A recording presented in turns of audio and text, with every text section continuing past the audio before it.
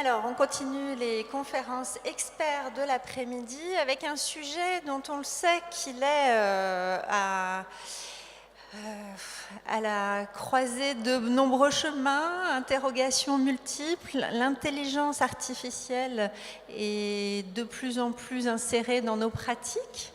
Et en même temps, on la trouve très pratique et à la fois, ça nous pose un certain nombre de questions, d'interrogations vers où allons-nous, quelle est l'éthique dans tout ça, quel est notre rôle.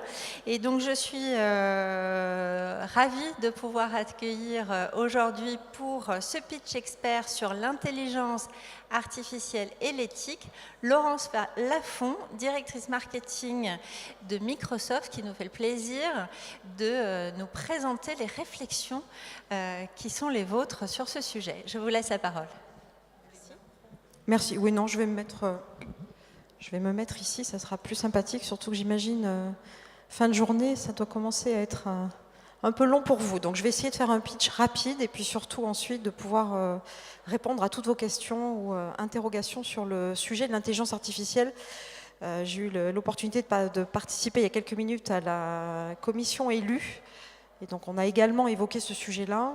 C'est intéressant de voir que chacun est en réflexion sur l'impact de l'IA, sur les enjeux d'IA responsable, d'IA éthique, les questions que se posent les élus, les questions que vous posez tous. Et bien ce sont aussi des questions qu'on se pose nous, qui sommes des faiseurs, ou en tout cas innovateurs dans le domaine de l'IA. Donc je pense qu'on va converger, en tout cas je l'espère, sur un certain nombre de points aujourd'hui. Alors l'IA rapidement quand même, sans rentrer dans trop de détails, mais on est dans un cadre où l'IA est bien présente et bien installée dans notre quotidien. On n'en a pas forcément tous encore ultra conscience, mais on utilise déjà beaucoup d'intelligence artificielle.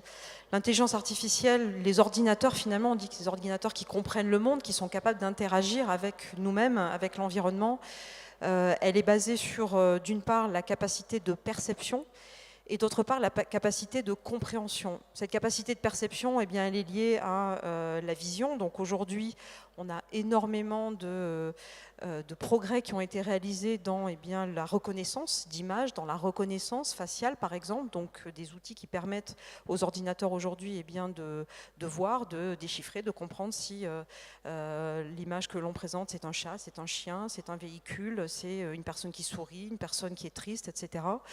C'est bien sûr la capacité à comprendre également la langue, le discours, donc comprendre du texte, et comprendre ce texte dans une logique contextualisée. Donc quand on parle de langage, quand on parle de capacité d'interaction finalement, où on a aujourd'hui des chatbots qui vont pouvoir interagir avec l'humain, et interagir de manière intelligente. Cette intelligence, elle est liée à la compréhension du contexte. Tout cela, c'est lié à de l'apprentissage, vous le savez, peut-être pas, mais bien évidemment, l'intelligence artificielle, c'est basé sur des algorithmes qui sont alimentés par des données et qui sont entraînés. Et donc, plus on va entraîner ces algorithmes, plus ils vont être pertinents pour reconnaître, traiter, contextualiser et donc interagir avec l'humain.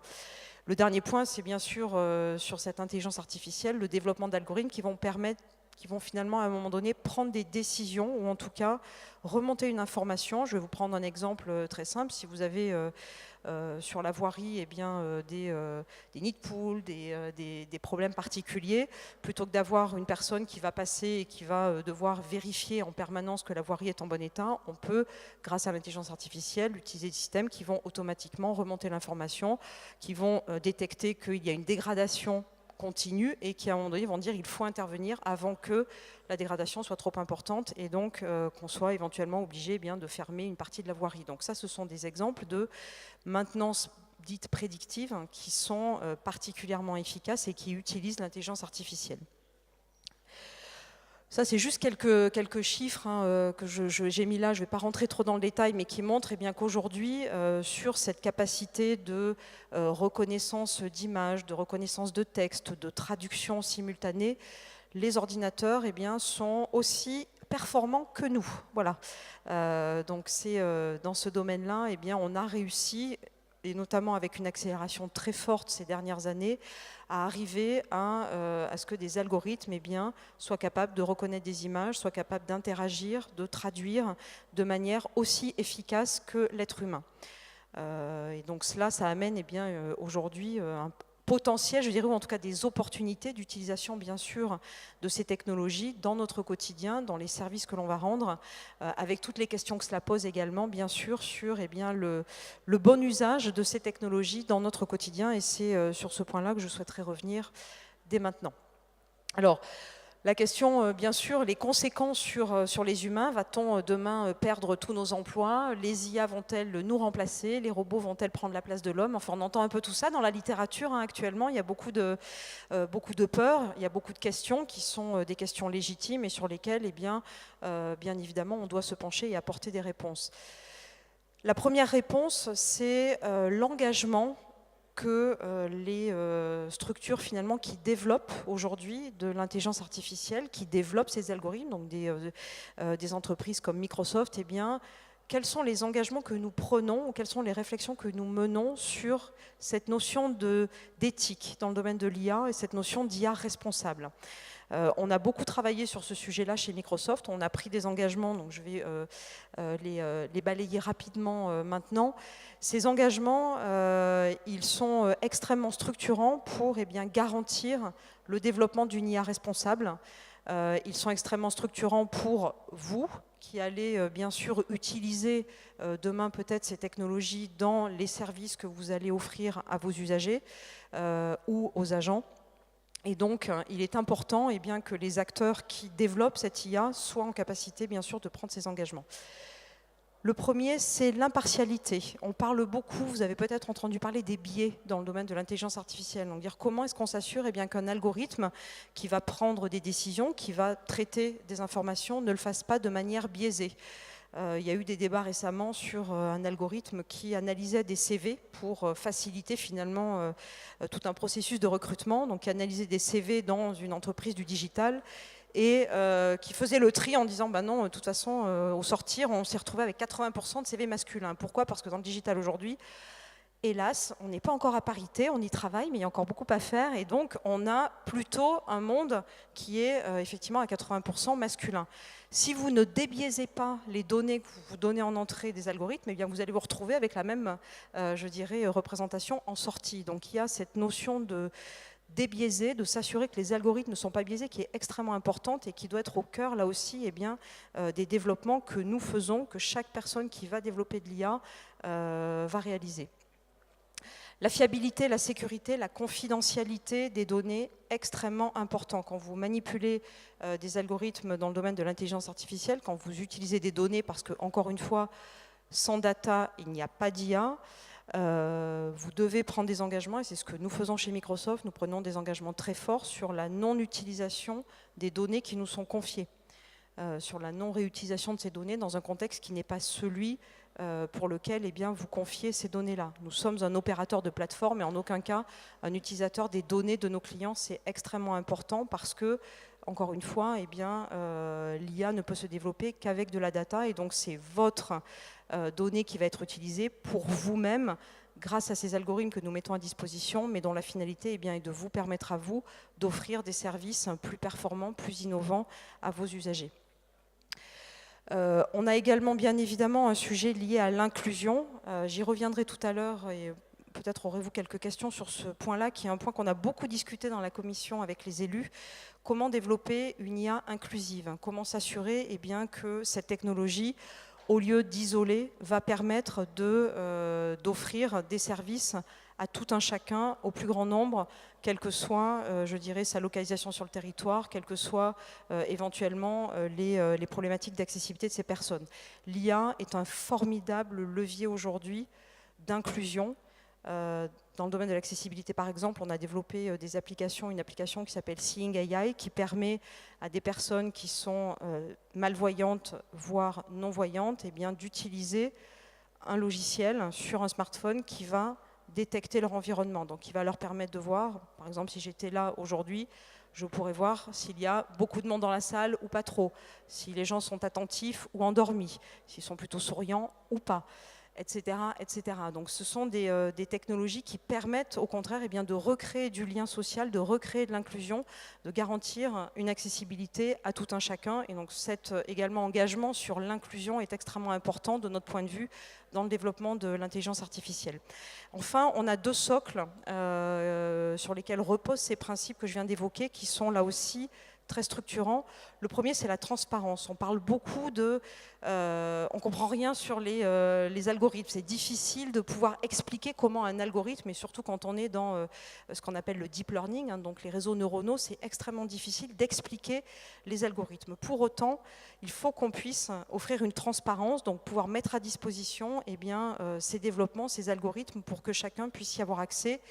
Et enfin, la responsabilité, là aussi très important, prendre des engagements sur le fait d'utiliser ce que j'appelle de l'IA for good, donc dans un bénéfice recherché, dans l'objectif de mettre à disposition cette technologie pour améliorer le quotidien, pour permettre à chacun d'être plus efficace, pour permettre à chacun de réaliser son plein potentiel et non pas pour créer de la disruption. Donc ce sont des principes qui nous semble en tout cas très important, qu'on a érigé dans notre mode de fonctionnement, dans notre quotidien chez Microsoft, sur les développements dans le domaine de l'IA et sur l'engagement avec nos clients, donc pour garantir, je dirais, ce cadre éthique dans le développement de l'IA. Et ça nous semble aujourd'hui absolument fondamental. Donc je vous invite à, en tout cas, peut-être y réfléchir et dans le cadre des projets qui inévitablement embarqueront de l'intelligence artificielle dans ce que vous allez réaliser, vous posez peut-être la question de est-ce que l'acteur avec lequel je travaille sous-tend des principes et une responsabilité dans le domaine de l'IA, et deux, est-ce que les algorithmes, les applications que je suis en train de développer suivent finalement ces principes-là qui, encore une fois, nous semblent extrêmement structurants. Alors, on a, en tout cas chez Microsoft, une vision très optimiste et très positive de l'intelligence artificielle. Nous sommes assez convaincus que dans un cadre respectueux, dans un cadre de développement d'une IA responsable, le champ des opportunités est extrêmement large pour nous permettre de mieux travailler, de mieux collaborer, de mieux servir les usagers, de mieux développer la ville de demain, pour prendre quelques exemples. Les domaines qui sont les domaines de transformation numérique, sur lesquels j'imagine vous êtes tous très impliqués au quotidien, sont de notre point de vue en tout cas représentés par ces quatre piliers. Engager les usagers, mieux engager les usagers, donc comment le digital, comment le numérique, comment l'IA demain vont permettre d'améliorer cette relation finalement aux usagers, de leur permettre d'accéder aux services publics de manière plus efficace, en temps réel, à n'importe quel moment. Autonomiser les agents, extrêmement important, on parle beaucoup à l'ère du digital de nouvelles façons de travailler, de collaborer, de communiquer, comment le digital, comment l'IA vont permettre demain d'améliorer le quotidien, d'améliorer les modes de travail des agents au sein des organisations publiques, des administrations. Transformer ces organisations, là aussi, on a souvent des processus métiers établis de longue date, des façons de travailler qui reposent sur à la fois des systèmes, des méthodes actuelles. Comment changer grâce au numérique, grâce à l'IA, ces façons de travailler? Je parlais tout à l'heure de cet exemple sur la maintenance prédictive, par exemple, pour intervenir sur la voirie. C'est un exemple parmi d'autres sur une façon très différente finalement d'intervenir, de gérer son métier grâce à ces technologies et grâce à l'IA. Et puis optimiser les opérations, bien évidemment, là aussi, on est toujours dans la recherche, je dirais en tout cas, vous l'êtes très certainement, dans la recherche de l'efficacité pour dégager des marges de manœuvre qui vont vous permettre d'investir. Et donc là aussi, comment le digital, comment l'intelligence artificielle vont vous permettre d'optimiser vos opérations, vos processus au quotidien. Ce sont ces sujets-là qui nous animent et ce sont ces sujets-là sur lesquels, aujourd'hui, nous développons des innovations, des plateformes qui ont vocation à vous permettre d'améliorer encore une fois ces quatre domaines d'activité. Faciliter la participation à la vie publique. Alors je voulais prendre quelques exemples. Celui-ci me semble très intéressant parce que on le voit bien, il y a une vraie volonté de démocratie participative, d'implication encore plus forte de l'usager dans la décision publique, dans le vote des projets, le vote des budgets. Et donc comment aussi partager de manière plus simple avec tout un territoire, avec l'ensemble des usagers sur le territoire, et bien, des décisions, des réflexions issues d'un conseil municipal par exemple. Les nouvelles technologies, le digital permettent aujourd'hui de faire cela sans avoir à se déplacer obligatoirement. On est encore très en retard en France sur l'utilisation de ces technologies, je dirais, pour faciliter l'inclusion, l'intégration du citoyen dans la prise de décision, dans la réflexion sur les stratégies et les politiques publiques. C'est un exemple là aussi d'utilisation du digital, notamment dans ce cadre. Faciliter l'accès à l'information. Alors, je vous ai pris un exemple aux États-Unis. En fait, on s'est rendu compte qu'il y avait une quantité de données. Donc là, c'est dans le cadre de l'analyse sur l'assassinat de JFK. On s'est rendu compte qu'il y avait une quantité de données absolument colossale, des archives. Je suis sûre que vous avez tous des quantités de données extrêmement importantes dans les archives au niveau de vos administrations ou des collectivités. On a pu traiter, en fait, on a mis toutes ces données-là dans un système, on a fait tourner des algorithmes d'intelligence artificielle qui ont permis de faire des recoupements, et on s'est rendu compte que grâce à ces outils, eh bien, on avait la capacité à faire surfacer des informations beaucoup plus rapidement, bien évidemment, que le temps que cela a mis à l'époque pour faire les recoupements, trouver les noms de code, etc., dans toute l'enquête qui a eu lieu sur l'assassinat de JFK. Donc, ces technologies d'IA permettent de traiter l'information, de traiter des données archivées de manière beaucoup plus efficace, beaucoup plus rapide, de faire des recoupements encore une fois. Et donc là aussi, sur l'intégralité des données qui sont utilisées dans les collectivités aujourd'hui, il y a très certainement des cas d'usage extrêmement intéressants à regarder grâce à ces technologies. Libérer du temps du guichet pour les sujets complexes. Alors, je ne vais pas passer trop de temps là-dessus parce que les chatbots, je pense que vous connaissez tous. Beaucoup de projets sont déjà en œuvre dans pas mal de collectivités sur l'intégration et l'utilisation des chatbots dans la relation entre l'usager et l'administration pour faciliter l'accès à l'information. Et là aussi, souvent, on nous dit, ben oui, d'accord, mais donc dès qu'on va déployer des chatbots, on va supprimer les agents. En aucun cas, puisque au contraire, on va permettre à l'agent de se concentrer véritablement sur les demandes complexes, sur une vraie valeur ajoutée et non pas sur la réponse à des questions très simples. Donc ces outils ont un vrai bénéfice pour améliorer encore une fois la relation à l'usager et concentrer les agents sur des missions de service public sur lesquelles il y a une véritable valeur ajoutée humaine dans le processus. Répondre aux enjeux de sécurité, là aussi, ce sont bien évidemment alors des sujets de fond qui amènent beaucoup de débats actuellement, parce que quand on parle de reconnaissance faciale, bien évidemment, se pose la question de jusqu'où on veut aller, jusqu'où on est prêt à avoir des caméras qui vont vous reconnaître dans un lieu public, qui vont être capables de vous identifier. Il y a un vrai bénéfice en termes de sécurité. Il y a aussi bien évidemment un grand questionnement sur le respect de la confidentialité. Donc ce sont des sujets sur lesquels nous, Microsoft, avons appelé à plus de régulation, ou en tout cas plus de prise de position des gouvernements pour permettre de définir un cadre plus serein sur lequel agir dans ce cadre-là.